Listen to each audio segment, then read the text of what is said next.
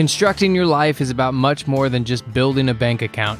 Each week, join real estate entrepreneur and mindset coach Austin Linney as he interviews guests who are constructing their dream lives and impacting the world around them on a daily basis. If you're an entrepreneur or wanting to start a business, or you just want to hear motivating stories of how others have overcome the odds, you are in the right place. And now for your host, Austin Linney. Guys, welcome back to Construct Your Life. This is Austin Linney here. I have the honor of having Charlie, I Sell Houses Faster Than Anybody Else, Garner in the house. How's it going, my man? It's going good, man. So, guys, this is my first episode on my new webcam, but it's okay because Charlie's a great guy.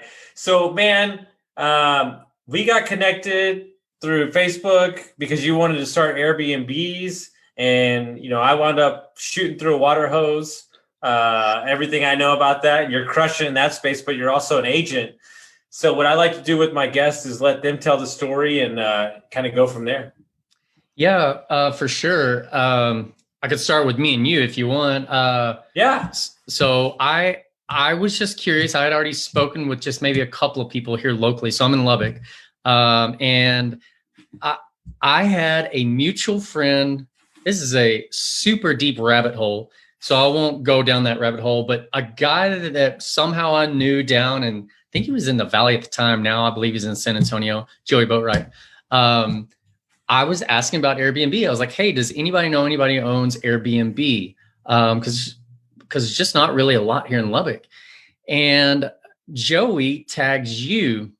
And next thing I know, I am literally I had so much information. I was like, Austin, I don't even know how to thank you. Like, this is going to take me a day to read through all this. Like, I'm not talking like, hey, yeah, you should just probably maybe go read this website. It was like, no, here's how many forks you need for your drawer.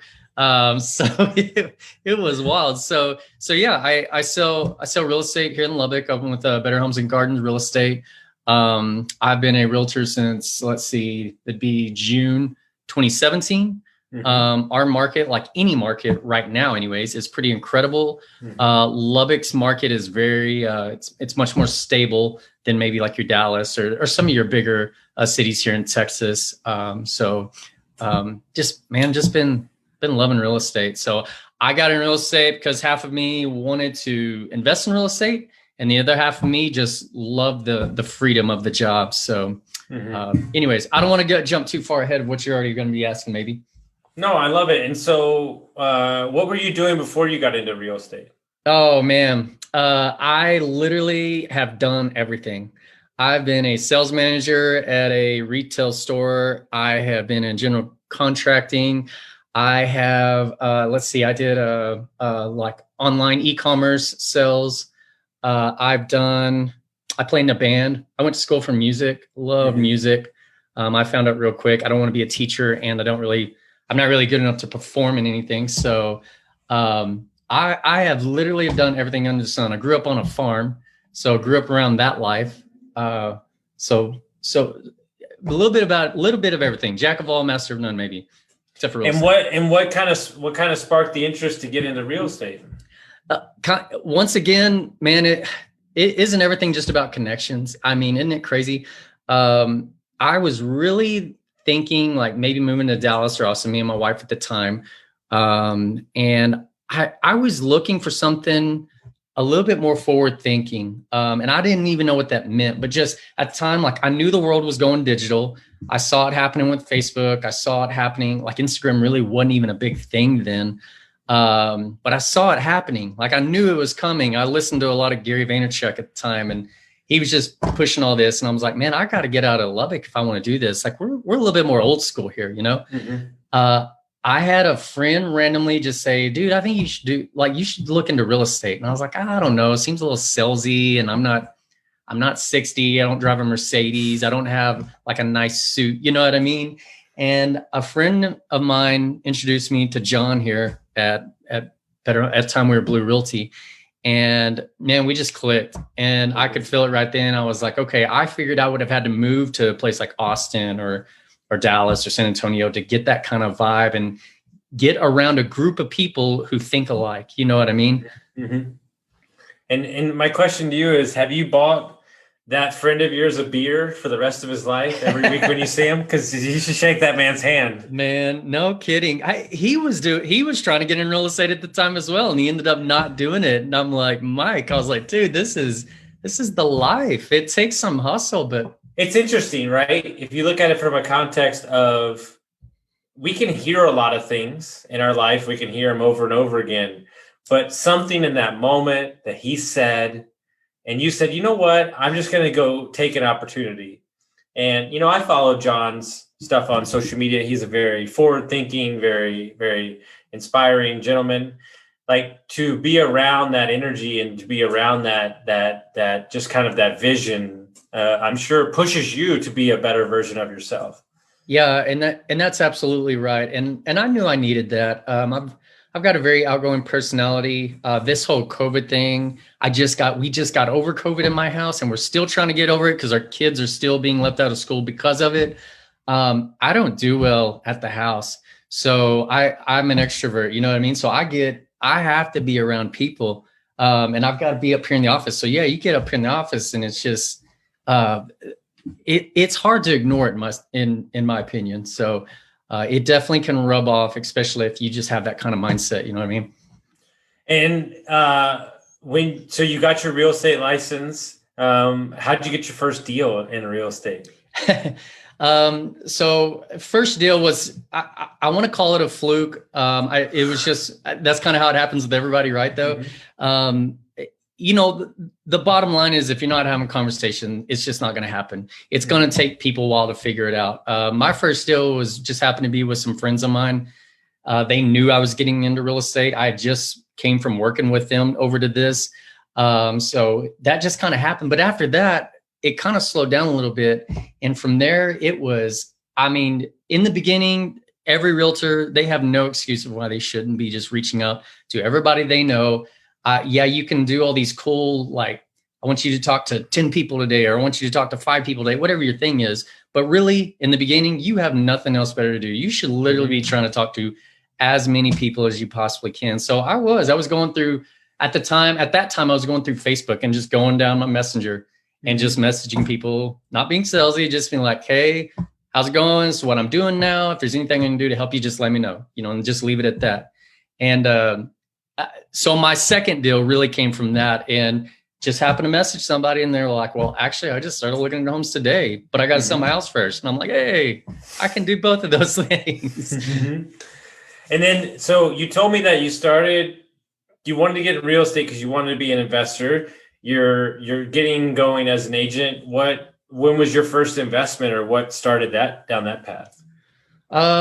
So I was when I was at the job before, when I was doing general contracting, I was in the truck a lot, just going to job sites and whatnot. And I was a big Dave Ramsey listener. I just loved the stories on there. At first, to me, it was funny. Then I realized real quick, wait a minute, that's me. Like, I need to be one of these callers on here. As you may know, Dave Ramsey's huge in real estate. It's how he went bankrupt a couple of times, but since then he's learned how to do it in his version, the correct way. So I just love the idea of it. So when I got into real estate, that would have been June 2017. I think it was October 2018. So almost a little over a year later, John actually here at the office had a rent house, and he was selling, and it was just an easy transition, an easy setup. So yeah, me and my wife we kind of bit the bullet and just got into it. And it's rental's great. And how much is that? When you bought it, how much was that house cash flowing? So not a lot of cash flow in Lubbock, so to speak. It's just once again, very stable. We're cash flowing about $200 a month, which was great. My philosophy on it, and it's what I try to tell people, especially when you're looking to invest in here, like, hey, you're not going to cash flow huge numbers for every little house here. But at the same time, like, you're not going to see our market do this number. You know what I mean? We have never had a record of depreciation on record through the MLS in Lubbock, Texas. So we've plateaued a few times, but we've never had a year of depreciation in home values here. So just a very safe place to invest money. 2 to 4% appreciation every year on average. So it's amazing. I never even heard that before. That's the first for me. What was the second investment that you did? So the second is when me and you got hooked up. I was like, all right, I kind of want to get in this Airbnb game. And I talked to a few people. Then I spoke to you. After I spoke with you, I knew it's what I wanted to do, or wanted to try. That's what I love about real estate is, and this is what me and my wife have talked about quite a bit before we got into it. I was like, hey, here's the deal. Let's do it for a year. If we hate it, we'll turn around and sell it. Maybe worst case, we lost a couple of grand, maybe. I've invested in plenty of other things where I've lost a lot more money. You know what I mean? So that's how we kind of got started with that. You were a huge help getting me started with that. I actually had some short-term renters come in right before that. So that gave us time to set it up. And how's that going for you? Walk us through that experience. Well, so it's been interesting. I will say that I bought an older house in an older part of town that was closer to the university, with the thought of, okay, when we have collegiate games here, whether that's basketball, baseball, football, mainly football, I'll be able to rent this out for quite a bit because it's so close. Well, COVID hits in 2020. We bought that in October 2019. COVID hits in 2020, and kind of, we didn't know what we were going to do at first. At first, we were thinking, well, you know what? Let's just turn it into rentals. Once again, it's why I love real estate. You've got so many options. It's like, well, we'll turn it into a rental. Well, happen to run into another short-term renter for 2 months. And then after that, man, it just started booking left and right. And as you know, Airbnb has stats on their host side. And at one point it said our booking rate in our area was up like 47% in 2020. So in the midst of a pandemic, people were like fleeing hotels and motels and everything. I guess from what it seemed like. And we were starting to see a lot of 1 week, 2 week renters come in, maybe contract work, all kinds of different job backgrounds were coming in. And because I've been there and I know I've heard enough stories. What was like, and maybe you did, maybe you didn't. Is there any part of you that said when COVID hit, well, damn, look what we did to ourselves. Like we shouldn't have done this. Like I'm such an idiot.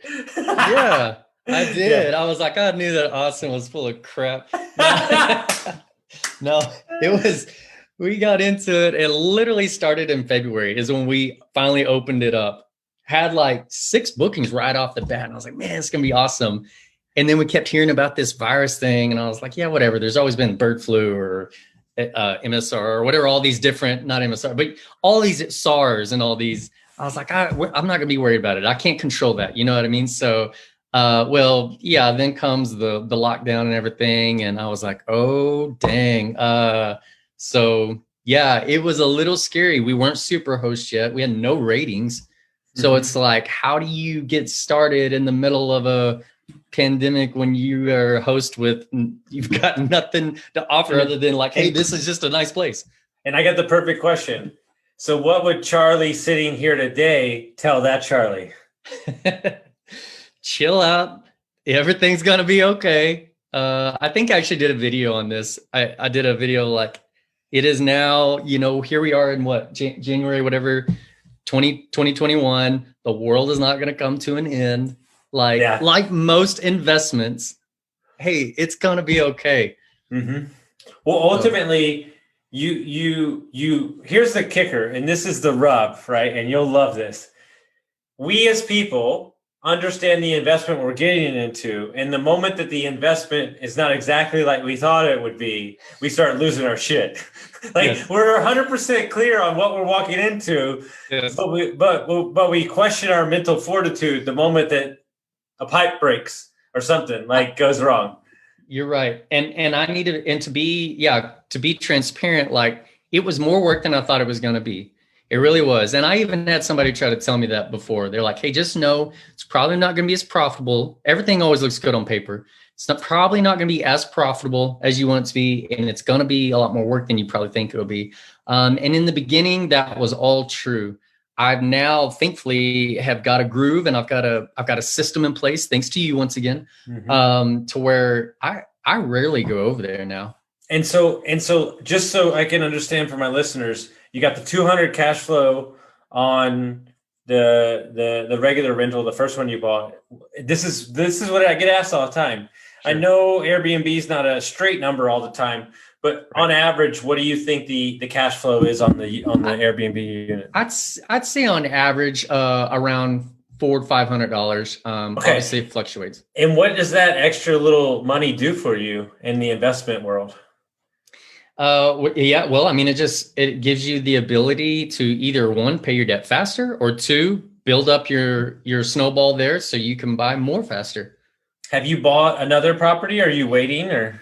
I haven't. I have not yet. I kind of diversified a little bit. I kind of spread my money out a couple of other things just because I didn't want to be 100% real estate, even though I'm obviously a big believer in real estate. I sell it. I'm in it all day. I have my own house and then I plus 2 other homes. So I have not yet, but I do plan on buying. What are those other things that you diversified your money in? So just some stock and bonds, IRA, Bitcoin. John's going to kill me if he hears me say Bitcoin one more time. I've been big on Bitcoin the past couple of months, obviously, if you've paid attention to it at all. So just kind of quite a few things. And really, if I could take some of that investment and that just helped me buy more real estate, then it was obviously worth it to me. And ultimately, it's all a game, like they tell you, of making sure that all your dollars are working for you, no matter where they are, and understanding that, yes, the market's great for real estate agents right now, and we've got to cash in our opportunities to make as much money as possible. But something I want to talk about, because I interviewed an amazing agent who's a friend of a friend in Lindale, Texas yesterday, Tyler, Texas. And she did 22 million last year in little Tyler, right? And I think my issue with, especially because everybody wants to be an agent now, and they want to go to an Austin, they want to go to a Dallas, they want to go to an LA, they want to in Denver. And hey, more power to you. I'm all about big cities, living in big cities. But I need to smash the misnomer that you cannot make money in a small town. Oh, yeah, exactly right. I know of, okay, to use somebody else's story just real fast, and this won't be long. I knew a guy he came from Iowa Park, right outside of, is it Wichita Falls, right? Mm-hmm. I believe so. This guy, there hardly anybody there. He did so much. They needed up coming to Lubbock. He was able to get out of real estate just because he was tired of the hustle. He was closing like 60 to 80 deals a year. In where? In this little bitty place.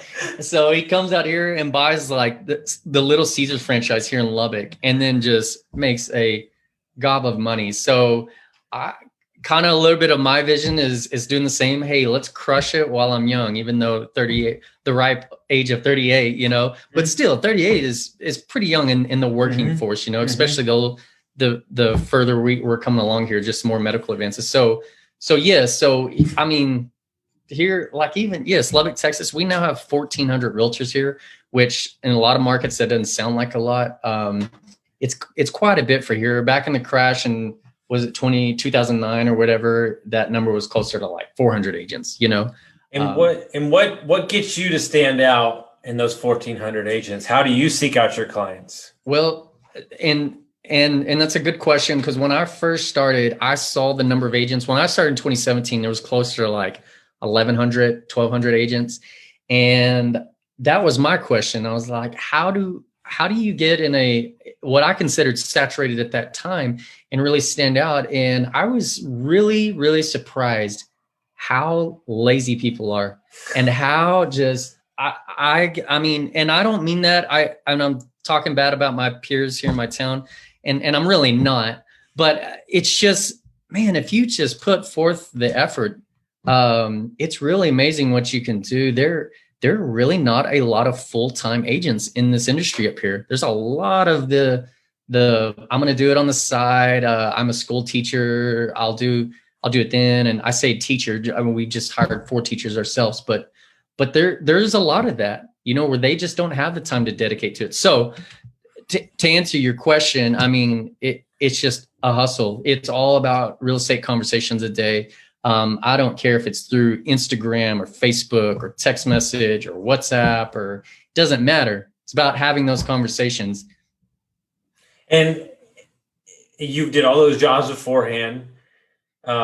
You've seen the power of real estate, that extra, and this is the game, guys. You're a businessman. I can tell, like, there's going to be multiple businesses that you do. And if you're, as a father, like, I'm totally cool with I'm sure you're cool with your kids doing whatever they want, right? But I'm sure that an element to you wants them to understand what passive income is and trading money for time. And so what would you tell your kids? Like, what would you tell them, right? Yes. As they're growing up, maybe some things that you didn't know when you were working those jobs.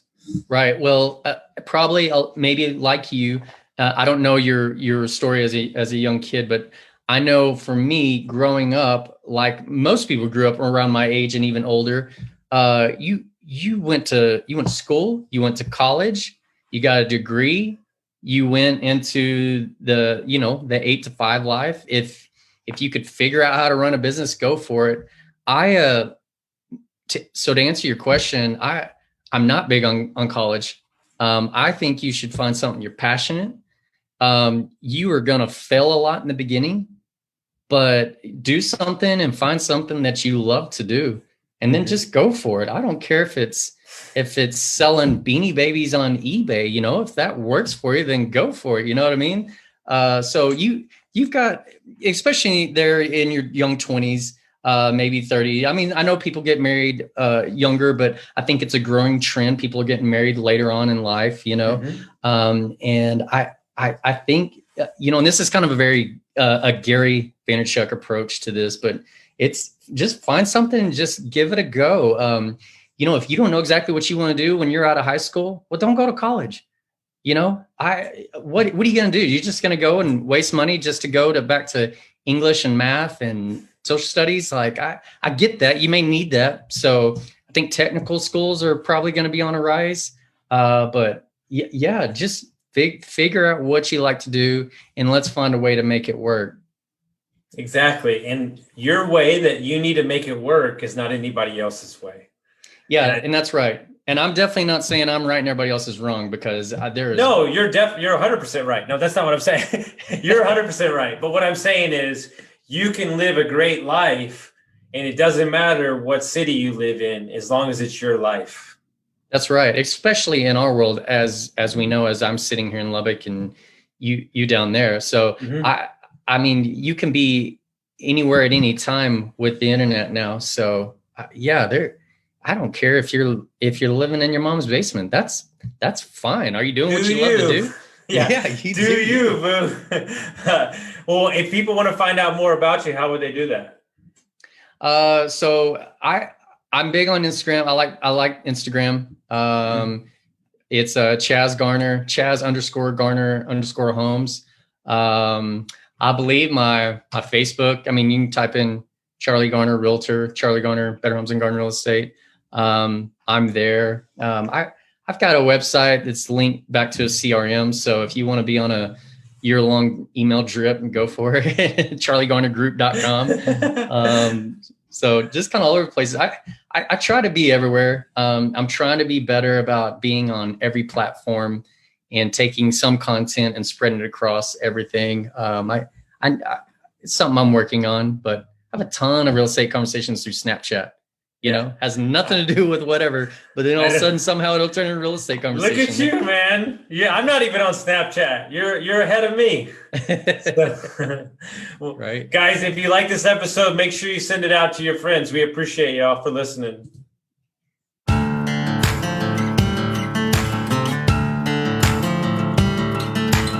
Thank you for listening to Construct Your Life with Austin Linney. If you enjoyed this episode, be sure to rate, review, subscribe, and pay it forward by sharing with a friend. Most importantly, take this opportunity to start constructing your life by taking immediate action on what you learned. For show notes, resources, and more information on one-on-one coaching with Austin, visit constructyourlifepodcast.com.